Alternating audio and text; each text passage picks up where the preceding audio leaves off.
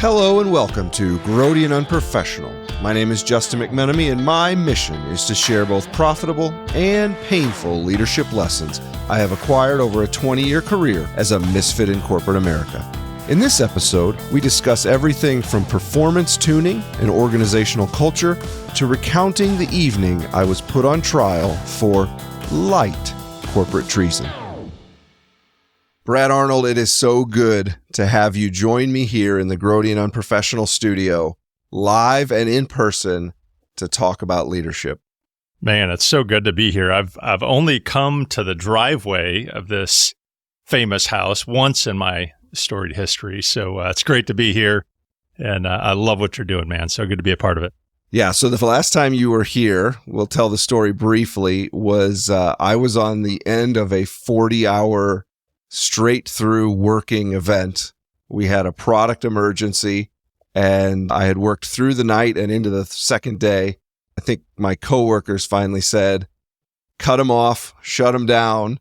It was through good sound judgment that you drove me home rather than me driving myself home, if I remember the story well. Exactly true. And your team stepped in and did a fantastic job. And like many of my leadership stories, at least, we actually solved the problem when I got out of the way. I don't know if there's correlation there or causation, but after I woke up from my nap, the team actually had solved the problem much better than I think I could have in my delirious state. There's a great lesson in empowerment there somewhere, I'm sure, yes. Now, Brad, you and I have worked together for probably about 10 years to follow under the nationwide commercial of you know a thing or two because you've seen a thing or two. I think that would very easily define the last 10 years of your career for sure, maybe to a lesser extent mine, but we have been part of a business in which we saw the exit of the founder. The first attempt was to tie us to a San Francisco startup. We were then sold to a competitor, and then the government intervened and stopped that sale. So then we were sued by that competitor on the backside and sold to a partner and seen the business grow through and through. So as I think about this conversation here, I am so excited for this one because you and I have shared a lot of stories. We've shared a lot of experiences. We've seen organizations go through a lot of transitions. And that's really where I'd like to spend a lot of our time in our conversation today. The first transition that I want to talk about is your own personal transition. You went to Eastern Illinois University. That's right. A Panther, right? Yes. And you went to school for CPA and for accounting. Exactly. And you started your career as a CPA. But by the time I met you, you had transitioned into leadership and into management as your profession.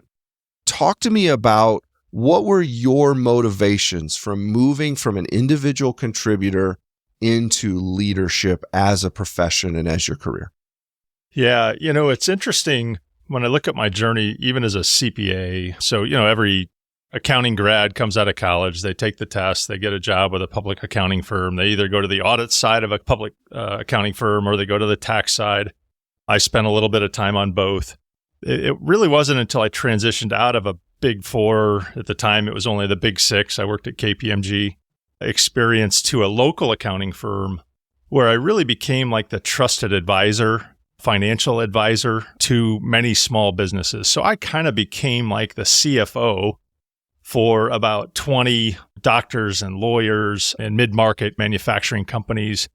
And it really was there that I realized what I love about my vocation is helping people get better and to fill a gap or a need of skills or expertise that they don't have so that I can create value for them in their business. And so it's this idea of how do I personally contribute value to people that really came to define where I get motivated by. Yeah, the ability to help other people and really be a force multiplier in lots of lives and in lots of domains over just being an individual contributor in one project or in one aspect. Exactly. Yeah. Exactly.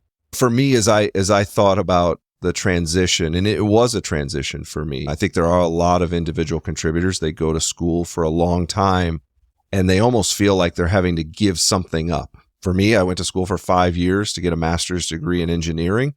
There's a lot of engineers that say, man, I learned a bunch about physics. I learned a bunch about chemistry. I learned a bunch about coding.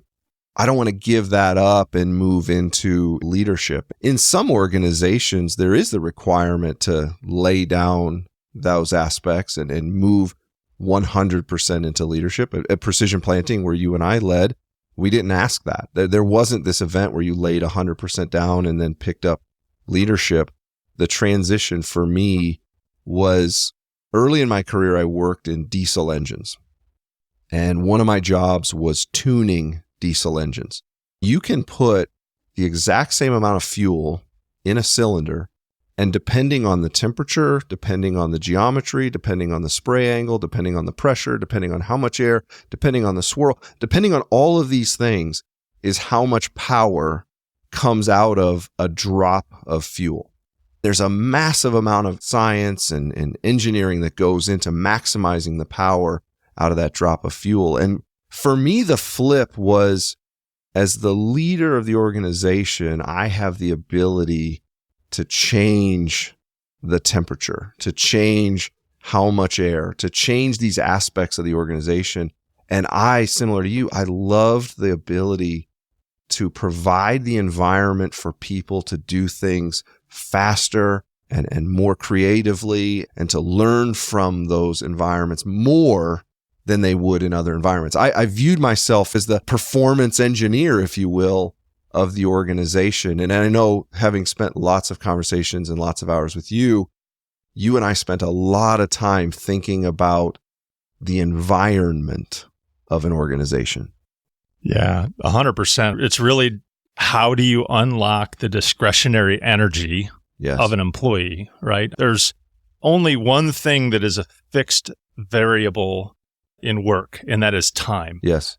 You cannot change time, but you can unlock people's energy and their desire to invest more time, as well as create an environment that gives people the efficiency of their time to actually get more done in the same amount of time. One example of that in my leadership story, I showed up at a plant as a new leader. It was my first day. I was going to be introduced as a leader of this division. And it was the first time I'd been to the plant, and it was specifically to talk to engineers. Sure. I show up at the engineering office, and I look in the parking lot, and there's a kit car there. Yeah. And immediately as I saw that kit car, and knowing what I knew about this site, its productivity levels, the type of innovation that comes out of this site, I knew what was going on. And so literally out of my mouth, as I'm being introduced as the kind of new leader responsible for this site, I use that example of something that I hope will never happen again, that we so failed to scratch the itch of your innovative capacity that you had to go home, spend your own money on something that was a hobby and burn your energy off and your money on something that you very well could have done at work that would have created millions of dollars of value for our customer and for our business. And you would have felt even more rewarded for likely, and probably changed the trajectory of your career if we would have given you that ability. Right. Rather than getting to do what you love on the weekends and the nights, we want to create the environment that you get to do what you love during the day, Monday through Friday. Exactly. Absolutely. Another transition that you've made in your career is you were in the executive office of a Fortune 50 company. You had it by the tail by a lot of definitions, and you were a young man when that was happening. You were on the ascent, and you decided to leave a Fortune 50 company with exposure to the executive office to go to a hog shed in the middle of a cornfield and work on a small business, a family business. Talk to me about that trade. Talk to me about that transition. What was the inspiration and the motivation and the thinking behind taking what many people would say is the cream of the crop role to, you were in many ways chief bottle washer and doing all the things. Driver of the Winnebago. Exactly. Man, there's a lot to unpack there. First and foremost, it just starts with our family values, who my wife and I are, who we aspire to be as parents, the kind of environment we wanted to raise our kids in. What I found as I was only 2 years with that company that you mentioned, I was promoted twice. I had 6 bosses in 2 years, and I had 4 jobs. Wow. I probably worked no less than 70, 80 hours a week. I didn't have to travel a lot, so I was home most nights, but not until, 12, Right. 11 o'clock at night. And then I was up at 6 in the morning the next day and back at it. And we just found that just was not sustainable for our family. It made me willing to do anything to find something that was more in line with our family values. And we're people of faith, of course. So God made it very clear to us when I spent some time talking to the owner of that hog shed and running the combine with him, and kind of understood the vision that he had and the passion that he had to help solve farmer problems, that really motivated me, inspired me to make a significant trade, especially for an accountant, right? Our 18 years as an accountant, that's your identity. That's who you are. It's your lifestyle. It's what you feel confident in. And I not only left the business, I also left the function. Okay. I went from being very comfortable in what I was going to do every day and how to solve those problems to now going over to the commercial side of a business that I'd never been around before. Yeah. It was a dramatic change for me personally, but the motivation really was driven around how do I set my family up for success, and how do I position myself as a dad that's invested in my kids and my wife's lives. And that was in the amount of time that the role would take. That's in the amount of emotional energy the role would take. It was that you wanted to have something left in the tank as you came home. Exactly. Yeah. We essentially traded a significant amount of compensation. We traded certainly a higher career trajectory. Yeah. Or at least we thought we did. Right. For that comfort of a family lifestyle. And what stage of life were you in? What were the age ranges of your kids when you made that decision? So I was just under 40 myself, and our kids, so Jacob, our oldest, would have been 15, 16 at the time. And then we've got 6 kids, so the 3 boys, and we would have just adopted Libby, who now is 18. She was 2 years old at the time. Wow. I made a similar transition to the same company. I came from the same company and to the same company. And for me, a big part of it was the ability to do, the ability to learn through action. Most of my career at the large company had been do this, follow this process. This process existed for 20 years. It existed for 30 years. Just follow it, just follow it, just follow it. And the technology would evolve, the customer would evolve, the industry would evolve, but the processes seem to be evolving much slower than the other domains. And I remember as I came into the business, the person who interviewed me said, "You've been at the large company and you've seen all of the processes that they've done.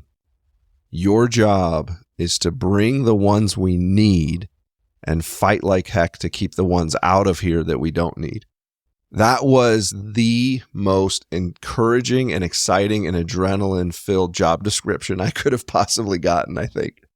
So you joined. I came 3 or 4 years later. It was an up-and-coming business. And there's another transition event, which is the exit of the founder. Lawrence Miller, in his book, Barbarians to Bureaucrats, says that there are 2 stages in business that are the most dangerous stages. And one of those 2 is the exit of the charismatic founder. You took over the general managership very shortly after the founder exited.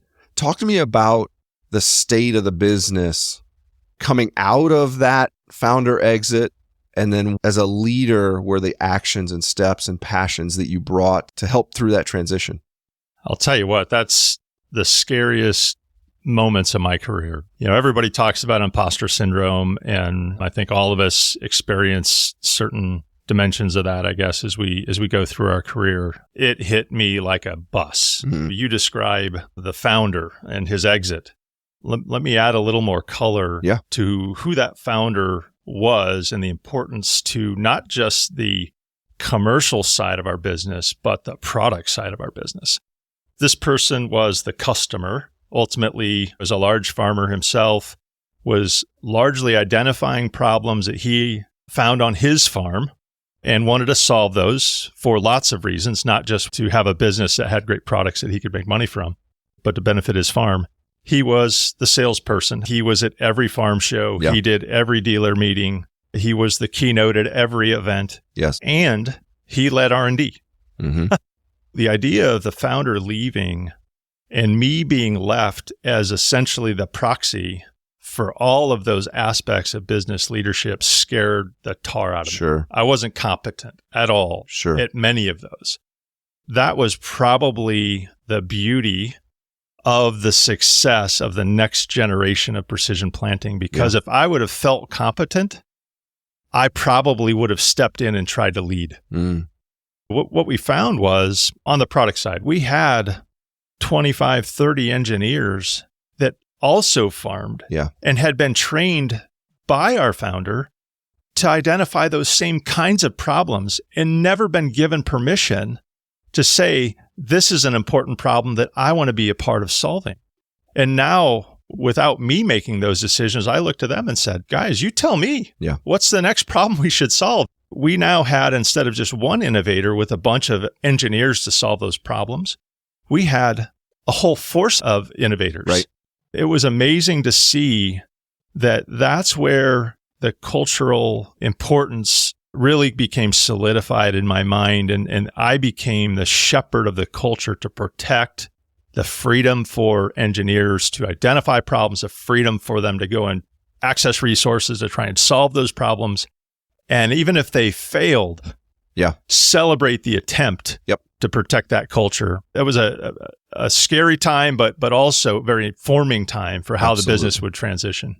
You nailed it, Brad. The reason that Lawrence Miller says that it's such a difficult transition time is because when the founder is there, it's his money. It's her money. It's his legacy. It's her name. It's their brand. And so they insert themselves into every decision, and therefore they surround themselves through natural selection with people that are comfortable with the decision maker being outside of them. They're comfortable working with decision makers. As founders leave, there's two things that can happen. One, you replace the founder with another either overconfident or confident decision maker. The organization just doesn't have to evolve. It stays in the place, but you run into this capacity issue. Any single decision maker can only make so many decisions, has so much time, has so much capacity. What Lawrence Miller talks about is the organization has to transition to a distributed decision model, because the capacity of a distributed decision model is much greater than of a single person decision model. Now, you have to wrestle with chaos. You can't have marketing making decisions in one way and engineering making decisions in other. So the balance moves from a single decision maker to a single curator of the strategy that empowers people to take the commander's intent of the strategy and to implement it. I think, honestly, you say you go into the role and you feel completely overwhelmed and you feel like, man, I cannot replace the founder. The books would say is replacing the founder would have been the worst thing to happen. You're moving into that role and saying, I'm going to carry the culture. I'm going to carry the mission, and I'm going to empower and entrust you guys and gals to implement and coordinate.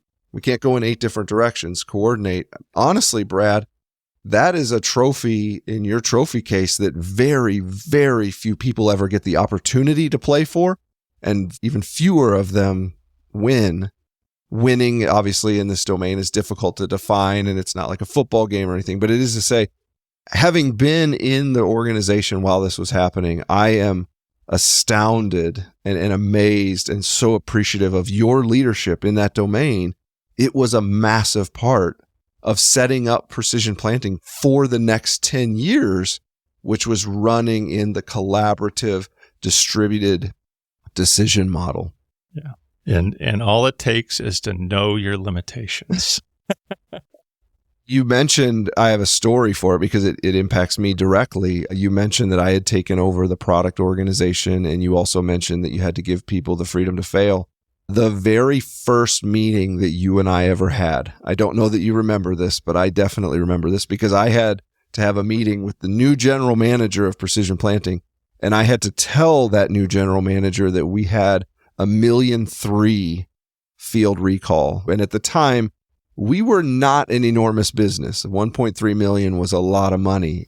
It was a legacy aspect in the product. It wasn't something that necessarily I had made the decisions, but it was the right thing to do for the customer. And I will tell you, from my legacy at another company and knowing how those decisions, there had to be blood. There had to be a pound of flesh given. It didn't matter if you made the decision, you're here when it broke, so we're going to take it from you. I can't tell you how much your reaction and your leadership, which was, if it's the right thing to do, let's do it. What can we change to help in the future? And how do we equip and enable the customer? When a leader does that, it's not just the person sitting across the table that observes that behavior. It's every person in the organization that observes that behavior.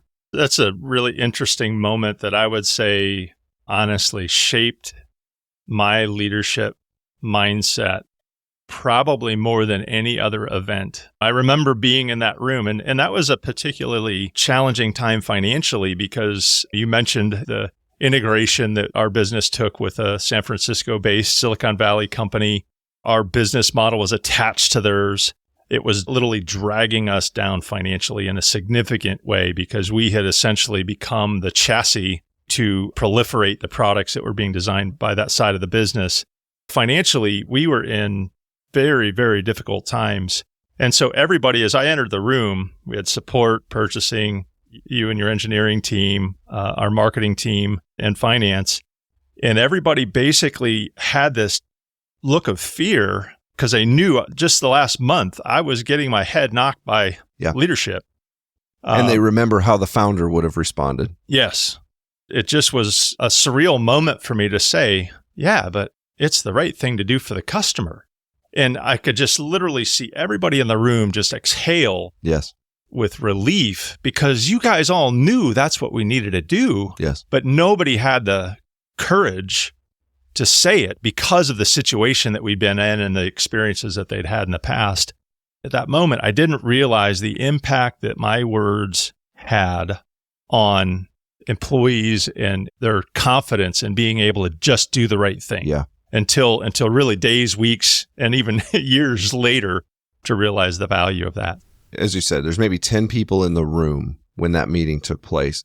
But I think that decision was a watershed decision, and that posture and those words were watershed in the transition from a founder-led, founder-decided business into a high-functioning, distributed decision-making organization. And really, despite the tense financial situation of that moment, it led to what became the 10x growth of the next decade.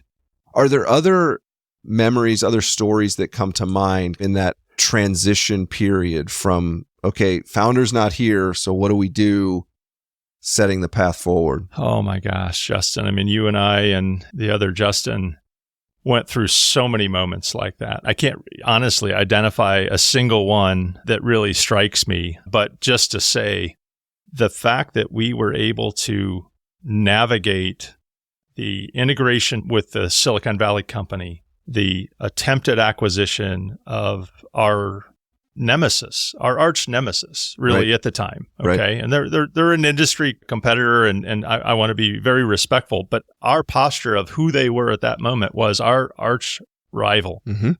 As Simon Sinek would say, our worthy rival. Right. All the way through to the transition to be part of AGCO.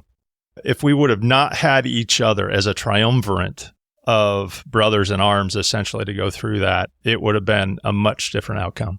Yeah. That's right. I remember the first departmental meeting that I was in, and it was after the transition. Everybody's still trying to figure out what the new organization looks like culturally, how the different departments interact with each other. And the first one I was in was after the spring season. So this is the start-finish line. We're still cleaning up from last year, and we're getting ready for next year. And we had launched a huge suite of products that really would become the backbone of our growth, but it had been a bumpy ride. Mm-hmm. I didn't know it was a new culture because it was new to me. I had just joined. We were sitting down and everybody's kind of in front of the meeting getting ready.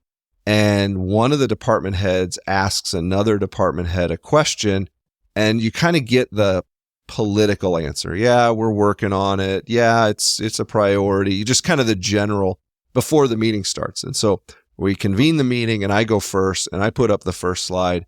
And basically the first slide says, it was bloody, boys. We had 26 problems. Here's where the problem started. Here's where we should have caught them. And the second division manager from before the meeting turns to the first and says, oh, I guess if we're going to be honest with each other today, no, we're not working on that right now, and we probably won't get to it for another year. It was just to say, so many organizations, and I think even ours, struggled with how transparent, how honest, how candid can I be? Because personally, how much is it going to weigh on me or my people? Not just because of me, but because of who you are, who Justin Kaufman is, who other people in the organization. We were able to transition to a very candid, transparent, honest, humble organization that I think if you list the top 3 or 4 reasons why precision planning accelerated the way it did, it has to be in the top 3 or 4. Yeah. I mean, a few years ago, my daughter-in-law, Miriam, married to my son, Jacob, asked me in a text. She was in a leadership class at college, and she asked me in a text, hey, Dad, describe your view of leadership in one sentence. I literally had 30 seconds to type something up, and just spontaneously I said, a leader delivers vision through care. I actually told her love, trust, and empowerment. And that has literally become my statement for leadership. And when you think about the word love in a business setting, everybody kind of gets a little bit uncomfortable, know, and certainly it's been misappropriated at times for sure through different movements. But at the end of the day, those leaders that sat in that meeting recognized that I do love them. I care about them. Right.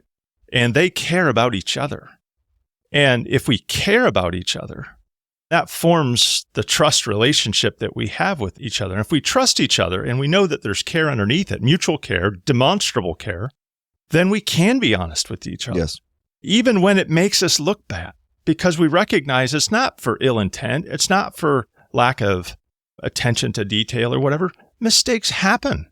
And the longer we protect and mask those mistakes, the bigger the consequences will be. And so when you have a culture that allows people to protect the reality of what's going on, then you have a culture that will never be as successful as it can be. And again, how you as a leader figure out a way to make sure your employees know you have their back, and you can get to a place where you know they likewise have your back. And they're going to tell you when there's a train coming. That trust relationship drives empowerment, and that empowerment ultimately goes back to what we talked about earlier, unlocks that discretionary energy that actually makes a company so much more quick to innovate and actually create growth, solve problems, and deliver great financial outcomes too. That's right. That's right. As a leader, my biggest fear was always that I would not be given a clear representation of reality. Whether that's why people are or aren't buying a product, whether that's whether a product is or isn't performing in the environment, whether or not the support organization is delivering this experience or not delivering this experience. My biggest fear was always that I was going to be told the narrative that they think I want to hear. That is so prevalent across organizations. Essentially, leaders make decisions based off of fabricated realities. As I wrestle with leadership, I think any leader has to do the work to minimize that. If a leader is not working actively, speaking actively, and acting with intentionality to reduce the fear that the organization has of delivering the reality to you, you can go to bed at night knowing you're not getting a full version of reality. It would be my observation. No, I mean, that's the thing. Everybody says leadership is a very lonely place. That's why, I think, because when you become the decision maker, that's not just the strategy, the business model, pricing, the marketing approach. That's also my raise, my bonus, my objectives for next year, my role, my career trajectory. When people personalize the implications of success or failure on a particular task, it brings about fear that drives burning calories over protection. It's insulation, essentially. Yes. That's just such a wasteful place. Yes. If I think about organizations where that runs absolutely wild and absolutely rampant, the extreme version is employees that I've talked to that have worked at General Electric. that have for decades had 10% cut every year. It's visceral. I'm not going to help you because at the end of every year, you and I are competing for 9 jobs. Those organizations absolutely turn into cultural cesspools because everyone is defending their own personal finances far more than they're concerned with the customer, far more than they're concerned with the shareholder, far more than they're concerned with the common man that they work with. You're kind of pulling on a thread of something fairly personal for me, and that's, can you, as a culture-minded, other-centric, empathetic, people-loving leader, actually reach a senior leadership level at a public company? Question mark. Right. Because of the environment you just described. That's not singularly GE. No. That's every public company, right? And it's a whole management mindset that from 1980 forward, they say that we're evolving into a leadership mindset now. We got a long way to go to get there. We're still in a very management mindset era. Yes, that's right.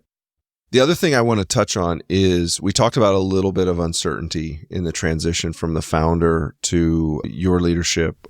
There then was a 3-year period where precision planting was, and this is an accounting term, you knew it from college, I learned it from my own experiences. We were an asset held for sale, which is by definition, you have no idea when the future will come and you have no idea what the future will be. It's uncertainty in every direction because there's possibly a new owner, there's possibly a lawsuit with the government, there's possibly going back to where we were. Talk to me about leadership in uncertainty. There's always some degree of uncertainty, but this was uncertainty off the charts. Yeah, absolutely. Our mantra became profitability equals autonomy. If we stay focused in the midst of this uncertainty, in the midst of this ambiguity, and as a asset classification, everything being lumped into one line item on the balance sheet called assets held for sale, if we deliver on our strategy and create the next generation of products that lock in our success no matter who owns us, and we do it in a profitable way, then we will create enough value that no matter what, somebody is going to have to take notice of us and treat us fairly. Yeah. That was kind of our mantra as we went through those 3 years of uncertainty. And honestly, what doesn't kill you makes you stronger.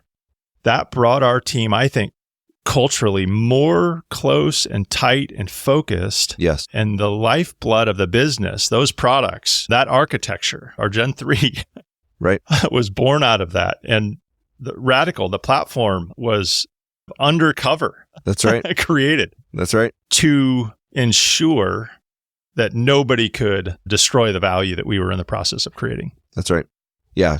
A lot of focus on control what you can control. Yeah. You and I have been part of other acquisitions, evaluating acquisitions, and it is very, very common that at the moment the acquisition is announced, the acquired business just sits down and waits for instruction.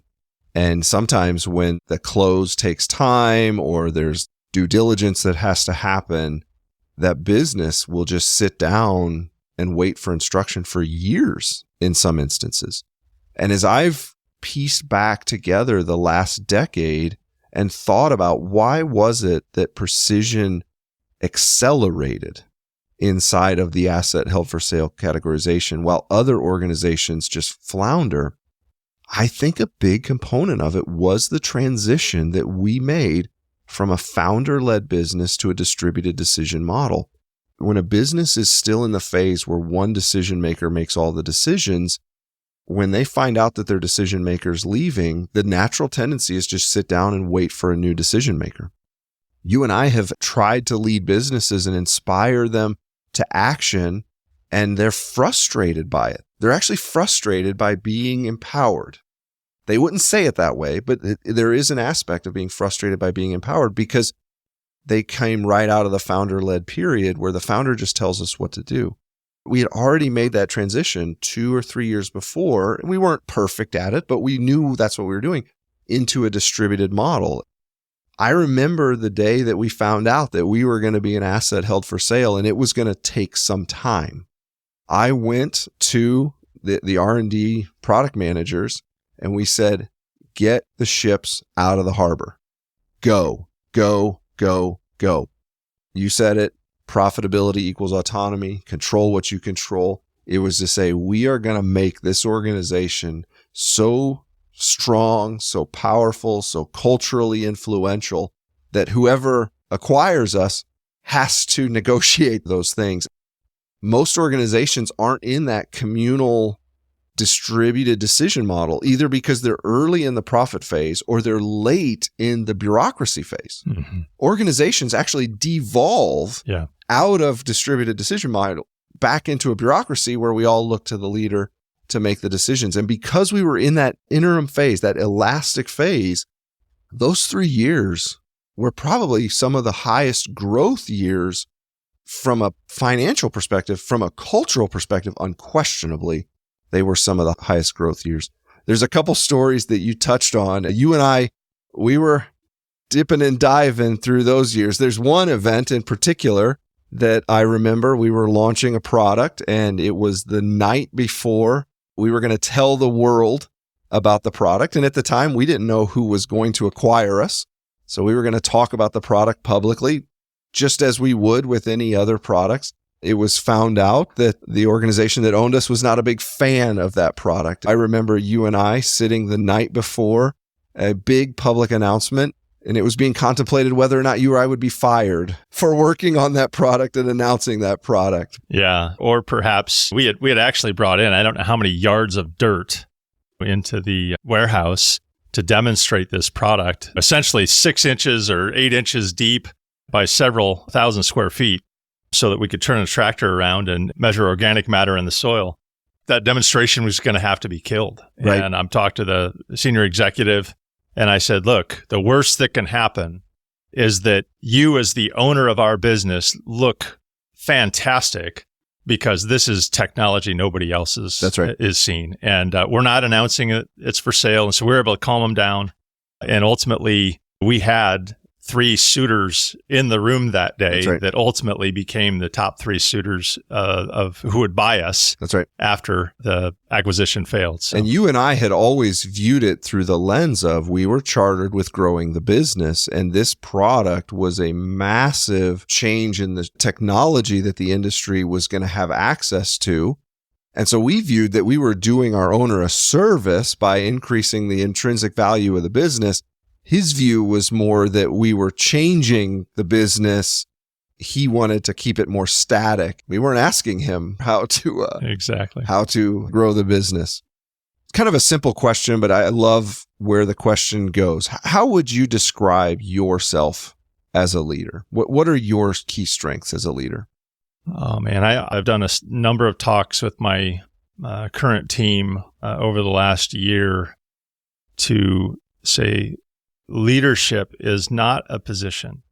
It is a posture of influence. That's really what leadership is. Whether I'm an individual contributor, whether I'm a single college student who happens to get engaged in a ministry or in a civil community group or whatever. In its simplest form, leadership is influence. There's an environment that we as a person, as a human, provide in relational connection that enables or disables influence. It starts with care. I take this mindset with everybody, not just my employees or my family or my friends like you, Justin. I believe I was put on this planet to be a lover of people. And so the first thing I can do is to show up as somebody who cares about another person, and immediately something that you can't measure, you can't define, but you can definitely sense is I now have influence over that person. What's that influence meant to be used for? Well, it could be used for harm, certainly. For selfish reasons. For selfish reasons. My desire as a leader is to leverage that influence to help people accomplish more in their life than they thought they could before I stepped into their life. As I said earlier, how I can create value in their life comes through, honestly, courage and candor that sometimes is characterized as not caring. Right. People are afraid of it, right? But I think the most important thing that we can do as leaders, and Justin, I can remember you and I having conversations that were so hard for me. Absolutely. They were so hard for me to point out things in your mannerism or whatever that would have been tension in our relationship. Yeah. But because I deeply care about you, and I want you to have as much, not just me influencing you, I want you as a leader to have as much influence as you can over the people you've been entrusted with, that you're effective at it. And if I don't share what I see in an honest way, in a caring way, then you're not going to reach your potential. Those are some of the things that I think are really, as I retire, and if there's ever a time where people talk about, oh, the old hag Brad Arnold, this is the kind of leader he was. Those are the kind of things I aspire to have people say. So that's awesome. The part that I love among many of that definition is those are skill sets and traits and principles that can be practiced before an organization entrusts people to work for you. Yeah. One of the questions that I get a lot is, it's going to be a while before I get promoted in my company, or do I want to get promoted and do I want to be a leader? How do I start learning about leadership before I'm put into a leadership position? And everything you just said can be done in junior high. Yeah. On a basketball team, you can be an enabler and an equipper and an encourager and candid with a teammate in middle school. You don't have to be the manager of the team. You don't have to be the coach of the team. And the encouragement that I always give is, this is what leadership is. And you've already created the delineation. Management is a different thing. Leadership, which is to control the environment, not in a manipulative way, but to control the environment to maximize the potential and the enjoyment and the creativity of the people in the group, that can be done without direct authority. Within your career, even as you've moved in organizations, you have that influence on people that are your peers. You have that influence on people that are higher in the organization than you. What I'm circling on here is leadership is not just when you're in a position of authority. I would say it's harder to become a better leader when you're only getting data from people that you have authority over. Yeah. Back to the previous point. Some people are unintentionally giving you a rosy color of reality. Some people are intentionally giving you a rosy color of reality. The easiest way to find out whether you're a good leader and to improve in your leadership is when you're not in charge. Right. Is what I've seen. Yeah. No, 100%. I experience it every day when we have a global organization of 24,000 people, a number of brands, a number of functions. Even as an executive, I have very little control over things that impact my objectives because of the posture of humility and the desire to care and influence. I believe I find a lot of success in accomplishing more than I ever could have cross-functionally because people reciprocate that care back. Yeah. Right. I mean, at the end of the day, business is done by people through the conduit of relationship. Yes. Yes. And they want to do great things for people they like and care about and know that they care about them. That's right. It's a simple formula that I feel like it's highly overlooked and underrated. Yeah. What are areas in leadership over the years that you have spent the most time refining, working on, training yourself in? It's always a work in progress. What are the areas that you would say, man, I've had to put in the work on these things? I know this one really well. I've actually talked about this a number of times over the last few months as I try and lead in a different culture, a different environment.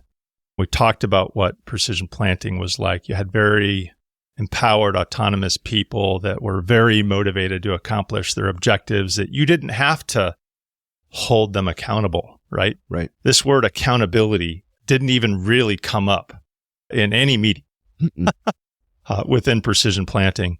That's largely an insurgent-based environment. You move over into an incumbent-based environment. This doesn't have to just be ICO. This is Caterpillar. This is John Deere. This is every large Fortune 500 company has this as it's had to evolve through the complexity that's been created by growth. Yes. Where management and accountability are still required, even if you're doing that through a posture of humility and care. And so trying to provide clarity of objective and creating structures where we can measure progress against those objectives in a way that isn't bureaucratic. Right. Is difficult for me. That's the transition I'm trying to make, because when you're not in an insurgent environment, you've got to adapt the way that you provide leadership to the team. Honestly, that's one I think the next 10 years of my career I'll spend refining. I don't have that solved yet. No, it's about taking principles into new environments and learning the application of those principles in new environments. As a student of leadership, as I know you are and as I am, those are both interesting and intriguing and exhausting sometimes. Yeah, exactly. Brad, you mentioned that you have 3 sons and you also have 3 beautiful adopted daughters. And you mentioned Libby. Yeah. Libby's 18 years old. Yep. She is a wonderful young woman. She's inaudible. Yep. She's in a wheelchair. She requires aid for all of her basic needs, like eating and bathing and using the restroom. What has Libby taught you about life and about leadership? Wow. I get obviously emotional the way you just set that up. Thanks, man. First off, we have 5 amazing kids besides Libby that are tenacious and equally amazing. Libby has brought a different classification of lessons, and in particular, leadership lessons to Amy and I. You described her well. The missing attributes probably are peace, joy. We just recently moved to a new city over the weekend. She started a new school on Tuesday. The second day of her presence at this new school, Amy and I, actually, this was yesterday. So we heard this from her nanny, because we're in Illinois here as we record this podcast. The nanny sends us a video, and the video shows Libby just smiling and slapping her switch, which is our communication device that her teacher records on to tell us about her day. At the end of it, our nanny looks at the camera and she says, what was so interesting, her teacher, Coach Calhoun, who's, you can imagine, he's a football coach, so he's a big rough and tumble guy. But as he was giving Libby in the wheelchair to Monique to put her in the car, he looks at Libby and he says, I love you, Libby. Mm. This girl who's never said a word but hamburger, maybe another podcast will go into that as to why, is able to connect with people and win their admiration, love, and service, honestly, right? I mean, everyone who's in Libby's life has to serve her. Yeah. But it never feels like work. Mm. When I think about what Libby's taught me about leadership, it's on that thread of service that when I can do something for someone else in a way that they can't do it for themselves. Think about employee conversations that require candor. Nobody can recognize their flaws. Nobody can recognize the limitations in their approach, in their attention to detail, whatever the attribute is of their skill set, of their competencies. But when a leader can shine the mirror back at them in a loving way and say, let's figure out a way to create a development plan to address this area, because I know you aspire to achieve this level or this type of role or this whatever, maybe even this W-2 category. I don't know. I don't know what motivates you. But when I can serve that employee in a way that no one else has been willing to do for them and see them respond to it in a way where they're able to grow, it gives me the same kind of feeling as when I get to come home after a really terrible day of doing a deposition about a lawsuit, look at my daughter and lift her into bed and tell her a story and kiss her goodnight in a way that she can't do for herself either. The value of service as a leader is precious. Wow. That's really great. Man, what a great lesson. What advice would you give to the 22-year-old Brad Arnold as he's walking across the graduation stage and going to start his first day as a CPA? Oh, man. Boy, there's a lot of immature thoughts that just came to mind. I was thinking buy Google. That was going to be the advice that I would give. Buy Google. Buy Google. Yeah, absolutely. Absolutely. At the time, believe it or not, because you and I are a different generation, it would have been by Microsoft. Sure. Sure. What I think I learned in the transition we talked about from Caterpillar to precision planning, I went to school, made a decision as a sophomore, I was going to get a degree in accounting. Why? Because I thought that was the safest way to make a good income. Right. That's all I knew about it. I didn't know really what they did. I was good at math. And I clung to that function, that competency set for 18 years of my life. And there was a lot of value that was created in particular. And I'd encourage any young person, if you don't know what to do, either get a degree in engineering or get a degree in accounting. Why? Those are the two fundamental skill sets that I think will make a very versatile, amazing leader one day. What I wish I would have done sooner is recognize that at some point, the functional expertise has reached its law of diminishing returns and moved quicker into some other function or some other form of leadership. I'm glad that I had the courage at some point before I took my first pension check to do it. But I encourage young people all the time. I do a lot of talks within our business, and I always leave them with this challenge. Your function may be what's comfortable, but it's not going to allow you to become a diverse leader that's going to have broad impact at an organizational level over time. And so don't ever feel like you have to cling to what's comfortable, because that's where you've invested most of your time and energy. Yeah, that's good advice for sure. Brad, I can't thank you enough for taking time out of your schedule. I know you got a busy time here in Central Illinois. It's so good to spend time with you person to person. It's so glad to have you share your experiences and your thoughts and your passions and everything you've learned over the years in your leadership walk. You've been a great inspirer of me personally, a great motivator of me personally. And man, I'm so thankful for you and for sharing your experiences with the Grody UnPrOfesSiOnAL audience. Yeah, so Grody and unprofessional, aren't you? No, Justin, you're one of the people in my life that I've had a very unique pleasure to do things that I think very few people in the world have experienced. Sure. We will forever be brothers in arms. That's right. And in each other's corners. So to see you in this phase of your life, taking on a new challenge, investing yourself in Christy and the kids the way that you are, it's inspiring to me, and I can't wait to see what's on this journey for you. So thanks for letting me be a part of it on the start. Awesome. You have a good day. Thanks. You too. For those that wish to share feedback, accolades, or large sums of money, you can reach me at justin@grody.io. For those that desire to hear the full version of the product development shenanigans we pulled off as an asset held for sale, all I can say is, I know nothing, but you may want to ask the janitor. Thanks for your time. Let's do it again soon.